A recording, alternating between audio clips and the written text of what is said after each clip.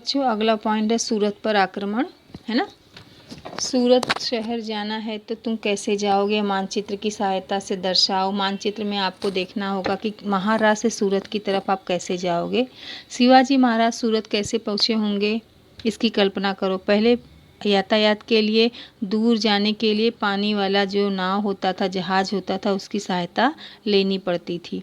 तो उसके ज़रिए वो कैसे वहाँ पर गए होंगे, आप ज़रा मैप्स के द्वारा आप उसको कल्पना करो। देखिए बच्चों, ये लाल किला, अभी मैंने बोला था ना, शाइस्ता खान ने लाल किले पर 2 वर्ष तक अपना पड़ाव डाला था।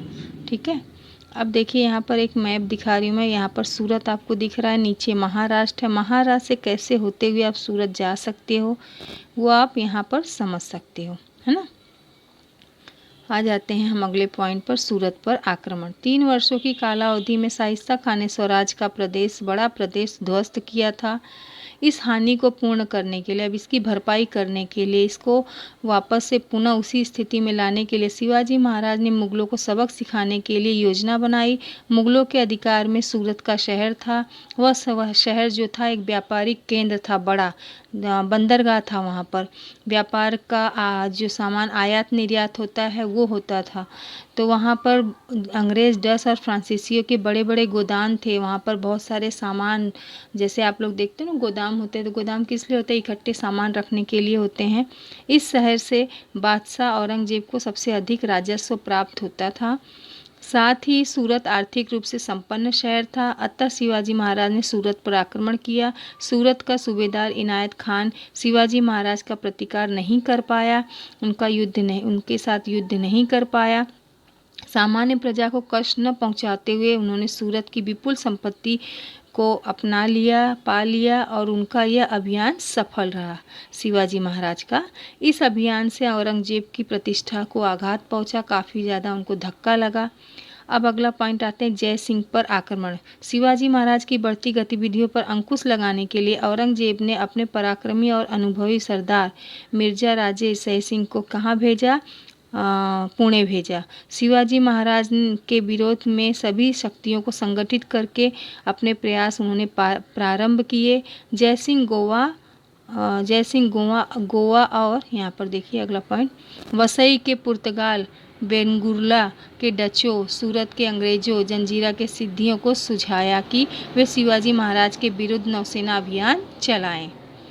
नौसेना अभियान बच्चों, आप लोग ने पिछले पाठ में इसके बारे में जानकारी प्राप्त की थी। पानी वाले जहाज की सेना जो होती है ना, जल सेना।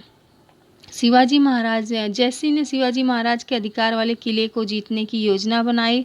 स्वराज्य के विविध भागों से उसने मुगल सैनिकों की टुकड़ियों को भेजा।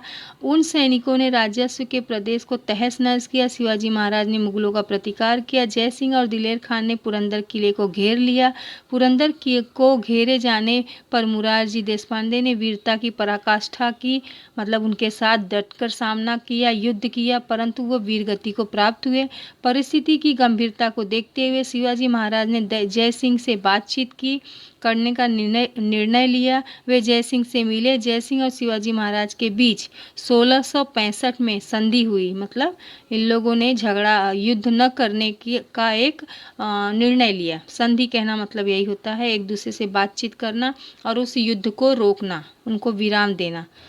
इसे पुरंदर की संधि कहते हैं। इस संधि के अनुसार शिवाजी महाराज ने 23 किले, उनके आसपास का वार्षिक 4 लाख होन आय वाला प्रदेश दिया।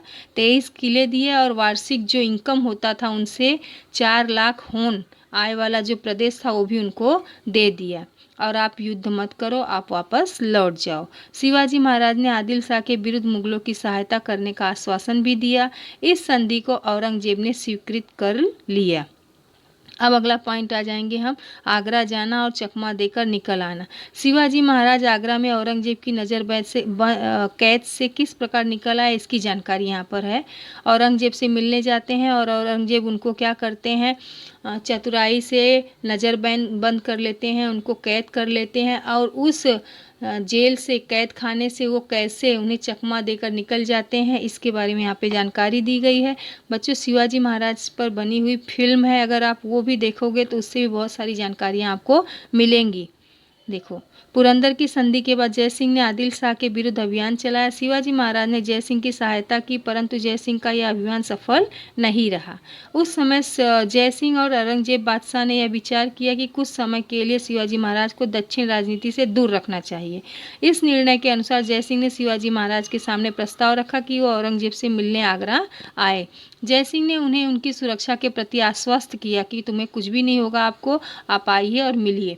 शिवाजी महाराज ने आगरा के लिए प्रस्थान किया। उनके साथ राजपुत्र संभाजी तथा विश्वसनीय और प्राण न्यौछावर करने वाले चुनिंदा सहयोगी भी थे, उनके मित्र।